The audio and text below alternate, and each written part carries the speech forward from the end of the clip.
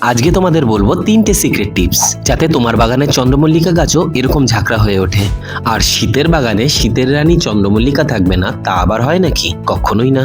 তাই আজকে তোমাদের সাথে শেয়ার করব 3টে সিক্রেট টিপস যাতে তোমার বাগানে চন্দ্রমল্লিকা গাছ হয়ে উঠবে দারুণ ঝাঁকড়া আর ফুলে ফুলে ভরে উঠবে প্রত্যেকটা গাছের প্রত্যেকটা ডাল।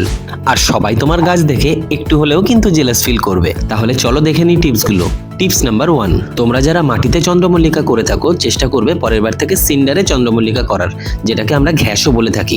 কারণ সিন্ডারে চন্দ্রমল্লিকা করলে টবে এক ফোঁটাও জল জমে থাকবে না, যেটা চন্দ্রমল্লিকার জন্য খুবই ক্ষতিকর। এবার চলে আসি টিপস নাম্বার 2, গাছের খাবার আমরা 3টে ভাগে ভাগ করে দেব। প্রথম গাছ লাগানোর পর থেকে আমরা দেবো 12-61-0, 8 ইঞ্চি টবে লাগানোর পর আমরা দেবো এনপিকে 20-20-20 এবং 12 ইঞ্চি পটে লাগানোর পর থেকে 20তে রং আসা পর্যন্ত আমরা দেবো 10-26-26। আর রোগ পোকার হাত থেকে বাঁচার জন্য আমরা সপ্তাহে একদিন স্প্রে করব কাকা, আর 2 গ্রাম 1 লিটার জলে গুলে ব্যাবিস্টিন দিয়ে দেবো প্রত্যেকটা টবের গোড়ায়। এবার চলে আসি টিপস নাম্বার 3, যতবারই নতুন ডাল বেরোবে তার 4টে করে পাতা হওয়ার পর মাথাটা আমরা এভাবে পিঞ্চিং করে দেবো।